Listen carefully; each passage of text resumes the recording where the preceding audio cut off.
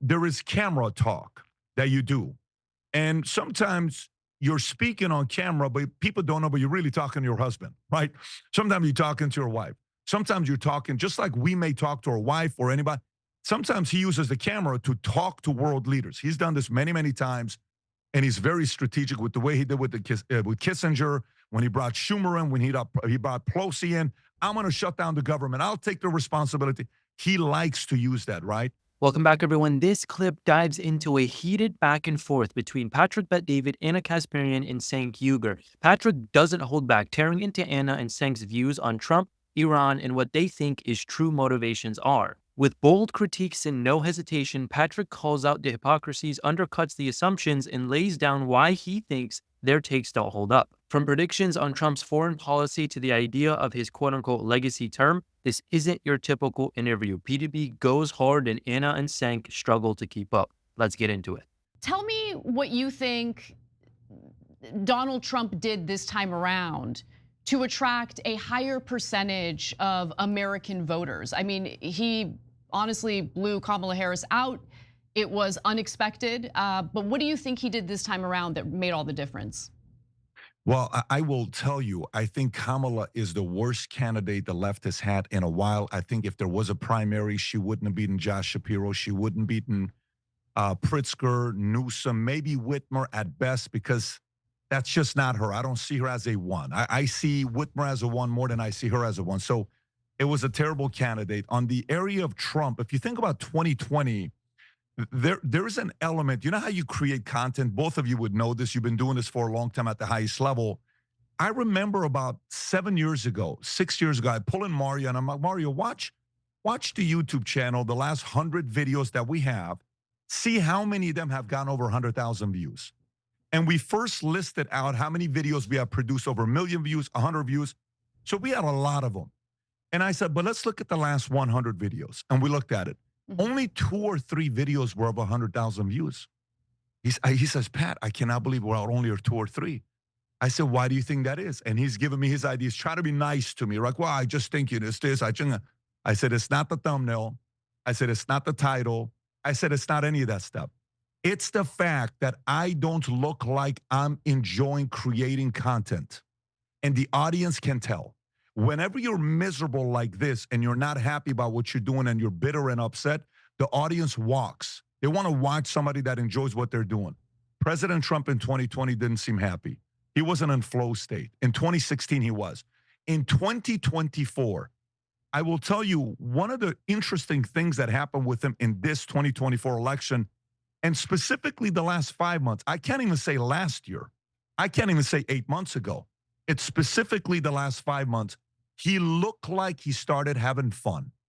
And when he's having fun, he's talking, he's doing his trolling, he's, getting under people's skin, he's doing his thing. He's being Trump. He wins. That wasn't the case in 2024. I can give you a lot of other things, but the X factor for me is he looked like he was having fun in 2024.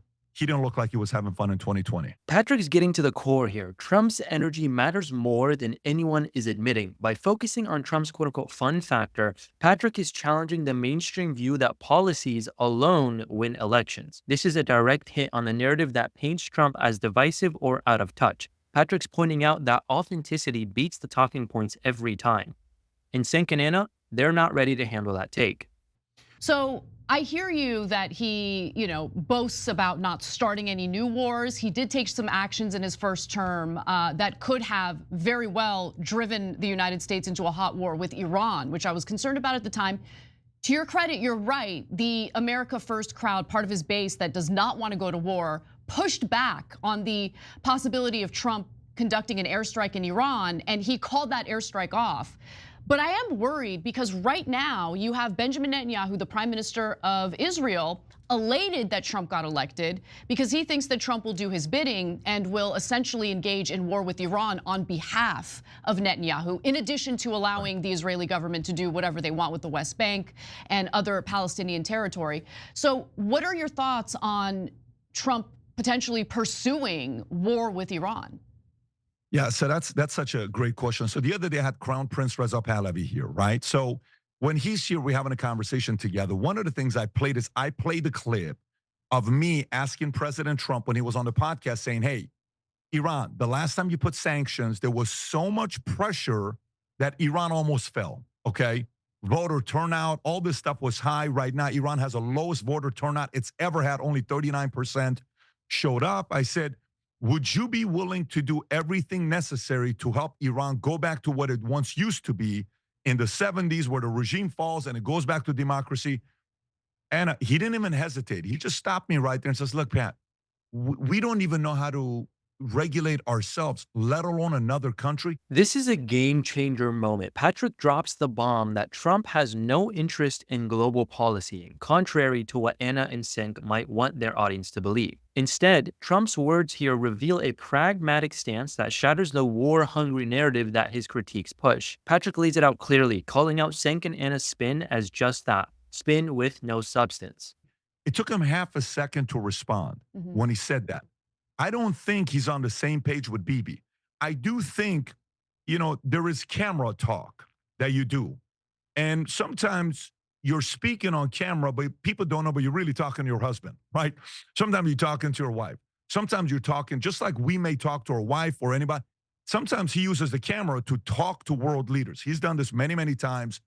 Patrick's bringing out the strategic side of Trump's media presence. He's making it clear that Trump isn't just talking to his base. He's sending signals to leaders around the world. This flips the script on Cenk and Ana's portrayal of Trump as a loose cannon. Patrick is saying that Trump's approach is far more calculated than they're giving him credit for. It's not reckless, it's deliberate, and that's exactly why he's resonating with voters who value strength and strategy over appeasement. And he's very strategic with the way he did with with Kissinger, when he brought Schumer in, when he brought Pelosi in. I'm going to shut down the government. I'll take the responsibility. He likes to use that, right?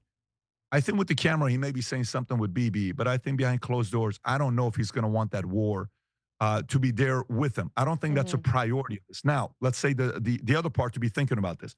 We already know on the first one, he did not create wars on the first one, right? Meaning the first 4 years. This is a second term. Sometimes when you run for office, my opinion, your first term, maybe if you said you're going to do 5 things, you only do 2 of them. And you don't do the other 3 with the hopes of getting reelected. Well, he didn't get reelected the first time, but now he's getting reelected for a second term, right? Is he going to go for everything? Because this is a legacy term.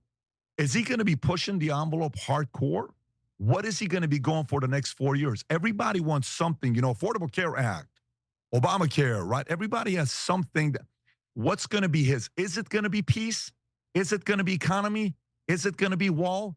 Is it going to be getting rid of the ACA? What is it? Is it going to be exposing the DOJ, the CIA, doing the Twitter's file, FBI files?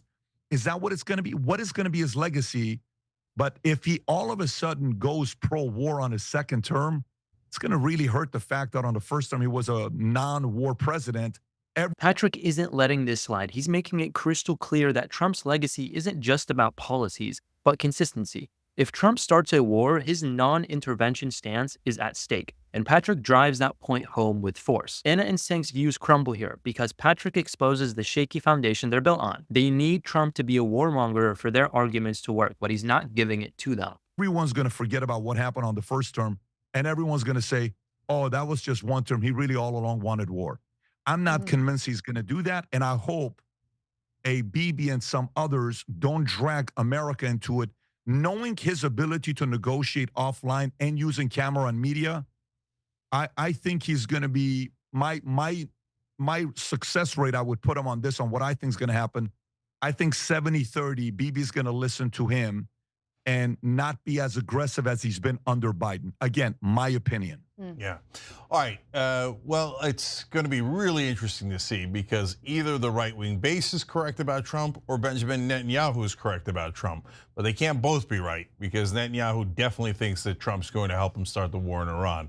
So now we're all waiting to see what happens. But Patrick Bet-David, thank you for joining us, brother. And let's keep the conversation going I like that it's not the old days where all we do is yell at each other with talking points and stuff, and we're having real conversations and finding common ground and plenty of things we still disagree on. Disagree on, indeed. I'd love to hear your guys' thoughts or opinions down in the comments below. I always want to ask for your guys' opinions, so please share it down in the comments. Be sure to give us a like and subscribe. It really helps out the channel, and we'll see you guys in the next one.